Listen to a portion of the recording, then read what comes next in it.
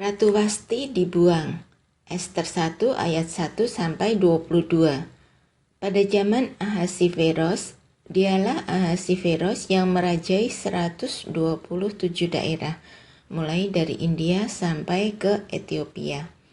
Pada zaman itu, ketika Raja Ahasiveros bersemayam di atas tahta kerajaannya di dalam benteng Susan, pada tahun yang ketiga dalam pemerintahannya, diadakanlah oleh Baginda perjamuan bagi semua pembesar dan pegawainya, tentara Persia dan Media, kaum bangsawan dan pembesar daerah hadir di hadapan Baginda.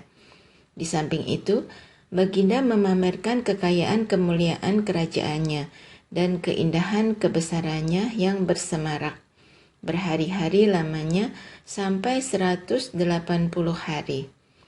Setelah genap hari-hari itu, maka Raja mengadakan perjamuan lagi 7 hari lamanya bagi seluruh rakyatnya yang terdapat di dalam benteng Susan, daripada orang besar sampai kepada orang kecil, bertempat di pelataran yang ada di taman istana kerajaan. Di situ tirai-mirai daripada kain lenan, mori halus dan kain ungu tua yang terikat dengan tali lenan halus dan ungu muda bergantung pada tombol-tombol perak di tiang-tiang marmer putih. Sedang katil emas dan perak ditempatkan di atas lantai pualam, marmer putih, gewang, dan pelinggam. Minuman dihidangkan dalam piala emas yang beraneka warna, dan anggurnya ialah anggur minuman raja yang berlimpah-limpah, sehingga layak bagi raja. Adapun aturan minum ialah tiada dengan paksa, karena beginilah disyaratkan raja kepada semua bentara dalam supaya mereka berbuat menurut keinginan tiap-tiap orang. Juga Wasti, sang ratu, mengadakan perjamuan bagi semua perempuan di dalam istana Raja Ahasiveros. Pada hari yang ketujuh, ketika raja riang gembira hatinya karena minum anggur, bertitahlah Baginda kepada Mehuman, Bista, Harmona, Bikta, Abakta, Setar, dan Karkas, yakni ketujuh sida-sida yang bertugas di hadapan Raja Ahasiveros, supaya mereka membawa Wasti sang ratu dengan memakai mahkota kerajaan, menghadap raja untuk memperlihatkan kecantikannya kepada sekalian rakyat dan pembesar-pembesar karena sang ratu sangat elok rupanya.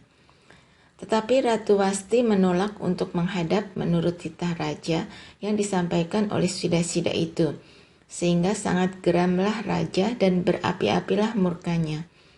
Maka bertanyalah raja kepada orang-orang arif bijaksana, orang-orang yang mengetahui kebiasaan zaman, karena demikianlah biasanya masalah-masalah raja dikemukakan kepada para ahli undang-undang dan hukum.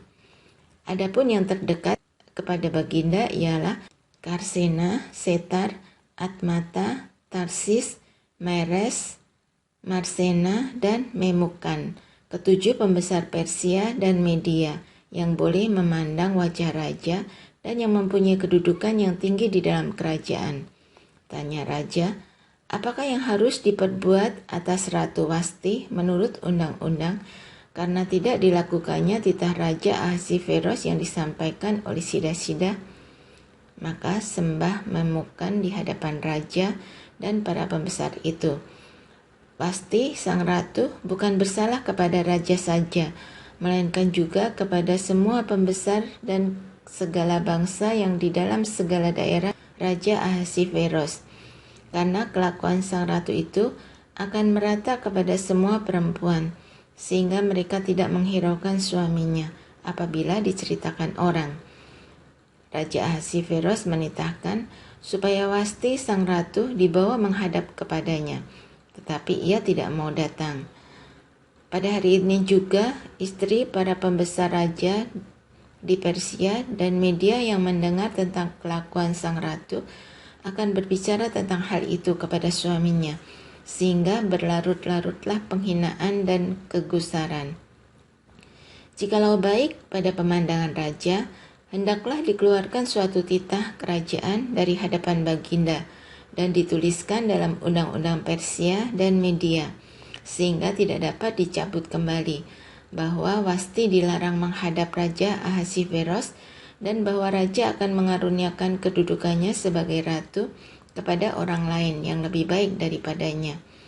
Bila keputusan yang diambil Raja kedengaran di seluruh kerajaannya, alangkah besarnya kerajaan itu, maka semua perempuan akan memberi hormat kepada suami mereka, daripada orang besar sampai kepada orang kecil. Usul itu dipandang baik oleh raja serta para pembesar. Jadi bertindaklah raja sesuai dengan usul Memukan itu. Dikirimkanlah oleh Baginda surat-surat ke segenap daerah kerajaan. Tiap-tiap daerah menurut tulisannya dan tiap-tiap bangsa menurut bahasanya. Bunyinya, setiap laki-laki harus menjadi kepala dalam rumah tangganya dan berbicara menurut bahasa bangsanya. Ester diangkat menjadi ratu. Ester 2 ayat 1 sampai 18. Sesudah peristiwa-peristiwa ini, setelah kepanasan murka Raja Ahasiveros surut, terkenanglah Baginda kepada Wasti dan yang dilakukannya dan kepada apa yang diputuskan atasnya. Maka sembah para biduanda, raja yang bertugas pada Baginda, hendaklah orang mencari bagi raja gadis-gadis, yaitu anak-anak dara yang elok rupanya. Hendaklah raja menempatkan kuasa-kuasa di segenap daerah kerajaannya, supaya mereka mengumpulkan semua gadis, anak-anak dara yang elok rupanya di dalam benteng Susan, di balai perempuan, di bawah pengawasan Hegai, sida-sida raja, penjaga para perempuan. Hendaklah diberikan wangi-wangian kepada mereka. Dan gadis yang terbaik pada pemandangan raja, baiklah dia menjadi ratu ganti Wasti. Hal itu dipandang baik oleh raja dan dilakukanlah demikian. Pada waktu itu ada di dalam benteng Susan seorang Yahudi yang bernama Mordekai bin Yair bin Simei bin Kis, seorang Binyamin, yang diangkut dari Yerusalem sebagai salah seorang buangan yang turut dengan Yekonya Raja Yehuda ketika ia diangkut ke dalam pembuangan oleh Raja Nebukadnezar, Raja Babel.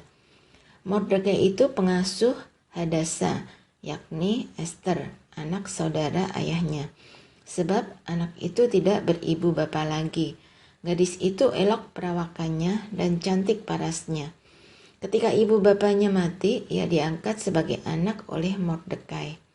Setelah titah dan undang-undang raja tersiar dan banyak gadis dikumpulkan di dalam benteng Susan di bawah pengawasan Hegai, maka Ester pun dibawa masuk ke dalam istana raja di bawah pengawasan Hegai, penjaga para perempuan. Maka gadis itu sangat baik pada pemandangannya dan menimbulkan kasih sayangnya, sehingga Hegai segera memberikan wangi-wangian dan pelabur kepadanya, dan juga 7 orang dayang-dayang yang terpilih dari isi istana raja. Kemudian memindahkan dia dengan dayang-dayangnya ke bagian yang terbaik di dalam balai perempuan. Ester tidak memberitahukan kebangsaan dan asal-usulnya, karena dilarang oleh Mordekai. Tiap-tiap hari berjalan-jalanlah Mordekai di depan pelataran balai perempuan itu untuk mengetahui bagaimana keadaan Ester dan apa yang akan berlaku atasnya. Tiap-tiap kali seorang gadis mendapat giliran untuk masuk menghadap Raja Ahasiveros, dan sebelumnya ia dirawat menurut peraturan bagi para perempuan selama 12 bulan, sebab seluruh waktu itu digunakan untuk pemakaian wangi-wangian, 6 bulan untuk memakai minyak mur, dan 6 bulan lagi untuk memakai minyak kasai serta lain-lain wangi-wangian perempuan. Lalu gadis itu masuk menghadap raja, dan segala apa yang dimintanya harus diberikan kepadanya untuk dibawa masuk dari balai perempuan ke dalam istana raja. Pada waktu petang ia masuk, dan pada waktu pagi ia kembali. Tetapi sekali ini ke dalam balai perempuan yang kedua, di bawah pengawasan Saasgas, sida-sida raja, penjaga para gundik. ia tidak diperkenankan masuk lagi menghadap raja, kecuali jikalau raja berkenan kepadanya dan ia dipanggil dengan disebutkan namanya. Ketika Ester, anak Abihail, yakni saudara ayah Mordekai yang mengangkat Ester sebagai anak, mendapat giliran untuk masuk menghadap raja, maka ia tidak menghendaki sesuatu apapun selain daripada yang dianjurkan oleh Hegai, sida-sida raja penjaga para perempuan. Maka Ester dapat menimbulkan kasih sayang pada semua orang yang melihat dia. Demikianlah Ester dibawa masuk menghadap Raja Ahasiveros ke dalam istananya pada bulan yang ke-10, yakni bulan Tebet, pada tahun yang ke-7 dalam pemerintahan Baginda. Maka Ester dikasihi oleh Baginda lebih daripada semua perempuan lain, dan ia beroleh sayang dan kasih Baginda lebih daripada semua anak dara lain, sehingga Baginda mengenakan mahkota kerajaan ke atas kepalanya dan mengangkat dia menjadi ratu ganti Wasti. Kemudian diadakanlah oleh Baginda suatu perjamuan bagi semua pembesar dan pegawainya, yakni perjamuan karena Ester, dan Baginda menitahkan kebebasan pajak bagi daerah-daerah serta mengaruniakan anugerah sebagaimana layak bagi raja.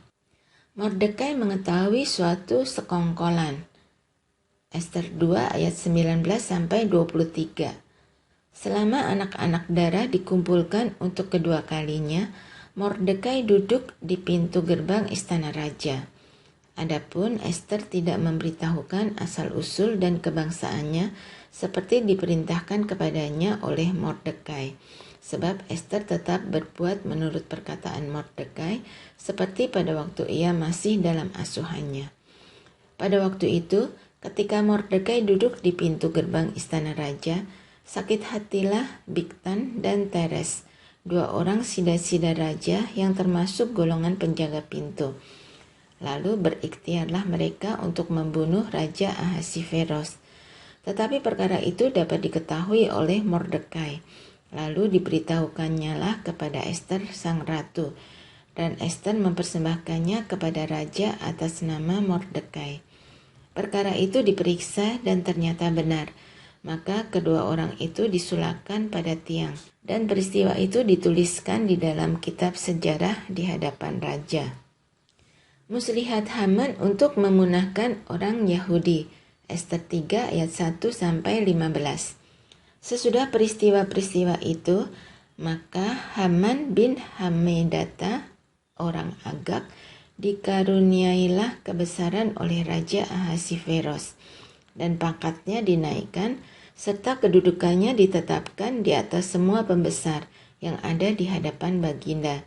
Dan semua pegawai raja yang di pintu gerbang istana raja berlutut dan sujud kepada Haman, sebab demikianlah diperintahkan raja tentang dia.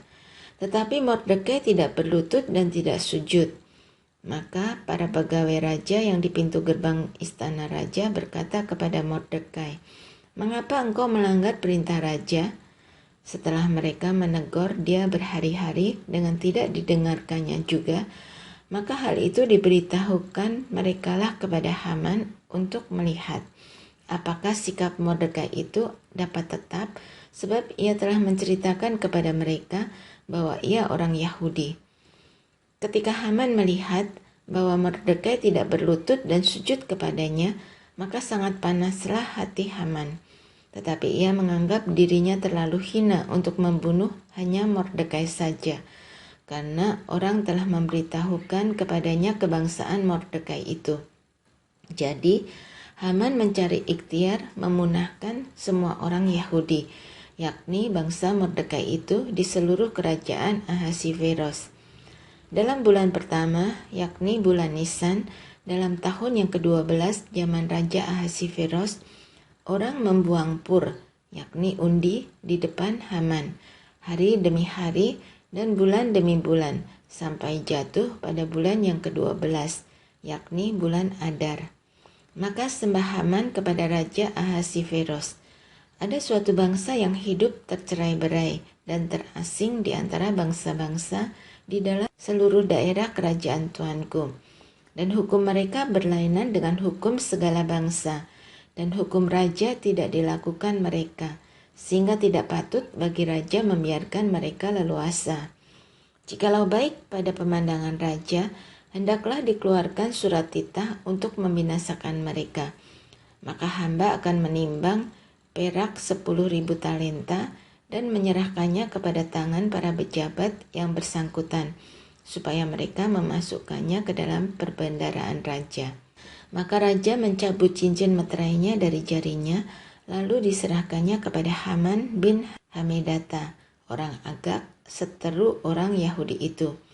Kemudian titah raja kepada Haman, perak itu terserah kepadamu, juga bangsa itu untuk kau perlakukan seperti yang kau pandang baik. Maka dalam bulan yang pertama, pada hari yang ke-13, dipanggillah para panitera raja.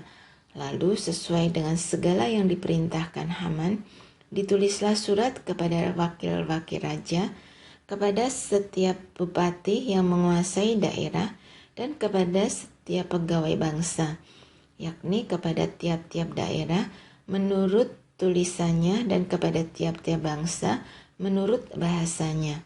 Surat itu ditulis atas nama Raja Ahasiveros dan dimeterai dengan cincin meterai raja. Surat-surat itu dikirimkan dengan perantaraan pesuruh-pesuruh cepat ke segala daerah kerajaan, supaya dipunahkan, dibunuh, dan dibinasakan semua orang Yahudi, daripada yang muda sampai kepada yang tua, bahkan anak-anak dan perempuan-perempuan. Pada satu hari juga, pada tanggal 13 bulan yang ke-12, yakni bulan Adar, dan supaya dirampas harta milik mereka. Salinan surat itu harus diundangkan di dalam tiap-tiap daerah, lalu diumumkan kepada segala bangsa, supaya mereka bersiap-siap untuk hari itu. Maka dengan tergesa-gesa berangkatlah pesuruh-pesuruh cepat itu atas titah raja, dan undang-undang itu dikeluarkan di dalam benteng Susan. Sementara itu, raja serta Haman duduk minum-minum, tetapi kota Susan menjadi gempar. Usaha Mordekai untuk menolong orang Yahudi. Ester 4 ayat 1-17. Setelah Mordekai mengetahui segala yang terjadi itu, ia mengoyakkan pakaiannya, lalu memakai kain kabung dan abu. Kemudian keluar berjalan di tengah-tengah kota, sambil melolong-lolong dengan nyaring dan pedih. Dengan demikian datanglah ia sampai ke depan pintu gerbang istana raja. Karena seorang pun tidak boleh masuk pintu gerbang istana raja dengan berpakaian kain kabung. Di tiap-tiap daerah, kemana titah dan undang-undang raja telah sampai, ada perkabungan yang besar di antara orang Yahudi, disertai puasa dan ratap tangis. Oleh banyak orang, dibentangkan kain kabung dengan abu sebagai lapik tidurnya. Ketika dayang-dayang dan sida-sida Ester memberitahukan hal itu kepadanya, maka sangatlah risau hati sang ratu. Lalu dikirimkannyalah pakaian supaya dipakaikan kepada Mordekai dan supaya ditanggalkan kain kabungnya daripadanya, tetapi tidak diterimanya. Maka Ester memanggil Hatah, salah seorang sida-sida raja yang ditetapkan baginda melayani dia, lalu memberi perintah kepadanya menanyakan Mordekai untuk mengetahui apa artinya dan apa sebabnya hal itu. Lalu keluarlah Hatah mendapatkan Mordekai di lapangan kota yang di depan pintu gerbang istana raja. Dan Mordekai menceritakan kepadanya segala yang dialaminya, serta berapa banyaknya perak yang dijanjikan oleh Haman akan ditimbang untuk perbendaraan raja sebagai harta pembinasaan orang Yahudi. Juga salinan surat undang-undang yang dikeluarkan di Susan untuk memunahkan mereka itu diserahkannya kepada Hatah, supaya diperlihatkan dan diberitahukan kepada Ester. Lagi pula Hatah disuruh menyampaikan pesan kepada Ester supaya pergi menghadap raja untuk memohon karunia-Nya dan untuk membela bangsanya di hadapan baginda. Lalu masuklah Hatah dan menyampaikan perkataan Mordekai kepada Ester. Akan tetapi Ester menyuruh Hatah memberitahukan kepada Mordekai, Semua pegawai raja serta penduduk daerah-daerah kerajaan mengetahui bahwa bagi setiap laki-laki atau perempuan yang menghadap raja di pelataran dengan tiada dipanggil, hanya berlaku satu undang-undang, yaitu hukuman mati. Hanya orang yang kepadanya raja mengulurkan tongkat emas yang akan tetap hidup. Dan aku selama 30 hari ini tidak dipanggil menghadap raja. Ketika disampaikan orang perkataan Ester itu kepada Mordekai, maka Mordekai menyuruh menyampaikan jawab ini kepada Ester. Jangan kira karena engkau di dalam istana raja, hanya engkau yang akan terluput dari antara semua orang Yahudi. Sebab sekalipun engkau pada saat ini berdiam diri saja, bagi orang Yahudi akan timbul juga pertolongan dan kelepasan dari pihak lain, dan engkau dengan kaum keluargamu akan binasa. Siapa tahu, mungkin justru untuk saat yang seperti ini engkau beroleh kedudukan sebagai ratu. Maka Ester menyuruh menyampaikan jawab ini kepada Mordekai.